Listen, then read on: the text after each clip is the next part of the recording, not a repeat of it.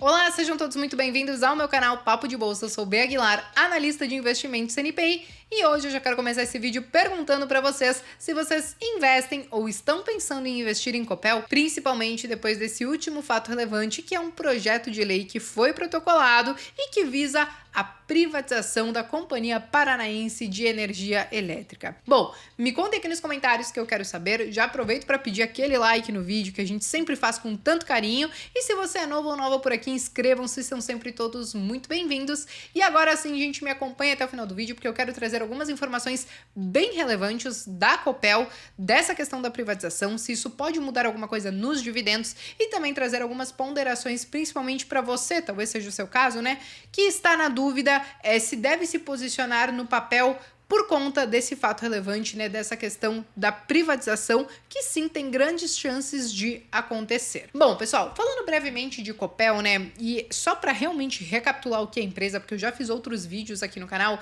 mas ela é uma empresa que está no setor de energia, ela atua nos 4 subsetores de geração, transmissão, distribuição e comercialização. Ela tem mais de 49 usinas próprias, entre térmicas, hidrelétricas e eólicas, e também participa de mais de 15 empreendimentos, principalmente voltados, né, para a geração, que além de incluir térmicas, hidrelétricas, também a questão eólica, também tem a questão solar. Então ela está muito bem diversificada, tanto na questão dos subsetores, de atuar nos 4 subsetores, mas também na sua matriz energética. Só que, acima de tudo isso, e que tem a ver com o nosso vídeo de hoje, dê uma olhada na composição acionária dela. Pois bem, como vocês podem ver, o estado do Paraná, hoje ele detém mais de 31% da companhia. Isso através de 69,7% das ações ordinárias e 6,9% das ações preferenciais. E aí o que acontece? No início dessa semana foi protocolado um projeto de lei com a possibilidade de privatizar a companhia. Só que não é um privatizar 100%, é algo no estilo corporation, que eles chamam, e que se assemelha muito ao que foi feito inclusive com a Eletrobras, que a ideia é diluir um dos principais acionistas, que nesse caso é o estado do Paraná, e tornar então a posição deles menor, diluída, e também capitalizar a empresa, né? Porque daí eles conseguem ofertar novas ações no mercado. O estado do Paraná não participa, né, dessa oferta de ações e ele acaba sendo diluído. Esse dinheiro entra para a empresa e eles conseguem utilizar esse dinheiro então como bem entenderem, seja para fazer novos investimentos, para fazer algumas melhorias e por aí vai. E aí, só para nós entendermos como tudo isso pode acabar ficando, eu dei uma olhadinha no projeto de lei e que basicamente é esse que vocês estão vendo na tela, e existem dois pontos muito importantes para nós entendermos, né? Então, se a gente olhar aqui a partir do artigo 3º, nós vemos que aqui nesse primeiro ponto, eles vedam qualquer acionista ou grupo de acionistas a exercer votos em número superior a 10%. Ou seja, a Copel, ela deverá ser diluída ao ponto de não ter mais do que 10% do capital votante. Então, sim, ela pode chegar a ter 15% das ações da empresa, mas apenas 10% das ações que representem, então, o seu capital votante. E, além disso, voltando para o comunicado,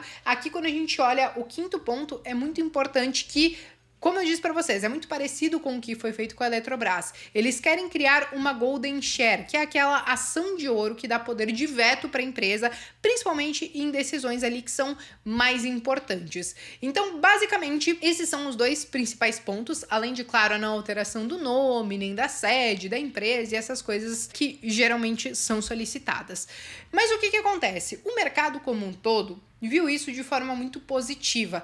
Tanto que os papéis, eles chegaram a subir mais de 22% em um único dia, no dia que esse fato relevante, né, acabou sendo divulgado. E aí, é claro, naturalmente, como vocês estão vendo aí no gráfico, né, subiu muito rápido e aí depois faz aí uma correção. Muitas pessoas acabam realizando esse lucro porque foi algo repentino, e eu entendo em partes essas pessoas, dependendo da estratégia que elas acabam utilizando, mas o ponto é que eu também acabo vendo essa privatização como algo positivo. Eu acho que nessas situações os entes privados, eles costumam ter um zelo maior pelo dinheiro e pelos gastos que são efetuados e até mesmo pelas decisões de investimento. Então, eu acho que um ente privado ele tem a capacidade de tornar a companhia muito mais eficiente, e também existe um outro ponto, e aí é claro que a gente está falando muito mais pro lado dos acionistas como um todo, né? Que a possibilidade do governo mandar e desmandar ali dentro com algumas arbitrariedades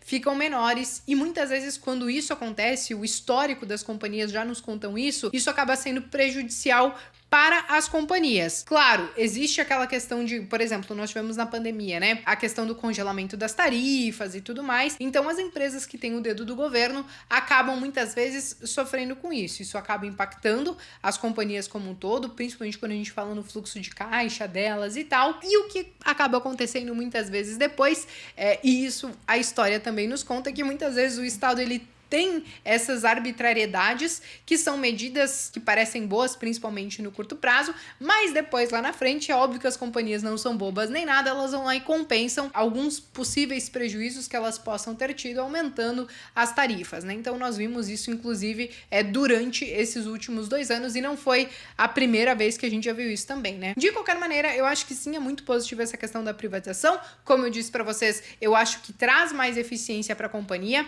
eu acho que eles conseguem, inclusive, aprimorar e reduzir alguns gastos, algumas coisas que talvez não sejam tão necessárias assim, repensar nos investimentos, no portfólio da companhia e entender o que faz sentido eles focarem e o que não faz tanto sentido assim. Acho que traz agilidade, principalmente, né, nessa questão de fazer novos investimentos, de fazer novos projetos. Tudo que acontece geralmente no setor público é muito moroso, tem que passar por diversas burocracias, diversas etapas, não que no privado também não tenha, mas tem um pouco menos. Então, acho que isso são pontos positivos, eu acho que isso que é o que o mercado acaba enxergando, e por isso que as ações subiram tudo que subiram. E aí que vem algumas perguntas, né? Poxa, Bia, mas então a ação ela já subiu tudo que subiu. Quando a gente olha, por exemplo, no acumulado dos últimos 12 meses, ela já tem uma alta de mais de 42%, quase 43%, sendo que boa parte foram só nesses últimos dias.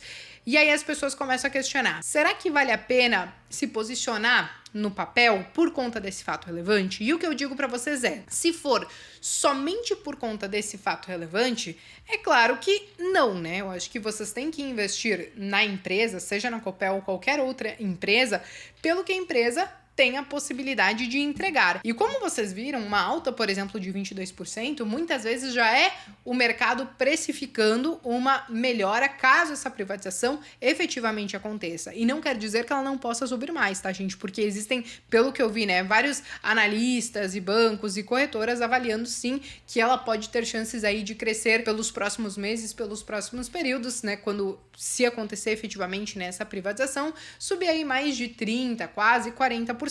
Mas ainda assim, não é só por isso que nós deveríamos olhar para uma empresa para investir. Eu acho que tem que olhar o contexto todo. Eu não invisto nela, eu tenho outras empresas de energia, mas eu faço essa ponderação para não cair muito nesse oba-oba de só porque diz que vai privatizar, então eu vou comprar. Analise o contexto como um todo, saiba que, apesar dessa privatização ter grandes chances de passar, não há garantia de que ela vá passar, então qualquer notícia a respeito disso pode acabar chacoalhando a ação para cima e para baixo. Nós sabemos que as ações que têm sempre o dedo do governo ou do estado ou qualquer coisa nesse sentido, elas tendem a ser mais voláteis e suscetíveis a esse tipo de notícia, mas acho que sim, vale ficar atento, inclusive, né, se você já tem essa companhia. E aí a galera questionou a questão dos dividendos, né, também sobre isso. E o que eles falaram é que, óbvio que nesse curto prazo e até mesmo imediatamente após a privatização, os dividendos como um todo não devem sofrer grandes mudanças, porque tudo isso demora, né? O processo da empresa talvez se adaptar e fazer os novos investimentos, enxugar alguns custos, se achar que tem que enxugar e tal, tudo isso demora um certo tempo, né? Eles anunciaram, sim, dividendos recentemente. Hoje eles têm um dividend yield aí de mais de 12%, 12,6%, e eles anunciaram dividendos agora, né? Então, são mais de 900 milhões em dividendos, e a data de corte acabou sendo agora no dia 21, né? Então, essa semana, quem tinha as ações até o dia 21 de novembro vai receber a primeira parcela no dia 30 de novembro, a segunda parcela no dia 30 de junho do ano que vem, mas basicamente ela deve seguir então então com esse dividend yield médio dela, que ela conquistou e que ela tem seguido ao longo desses últimos anos, sem grandes mudanças, inclusive se acontecer essa privatização. No curto prazo, tá, gente? No longo prazo, depois de uma privatização ou qualquer coisa nesse sentido,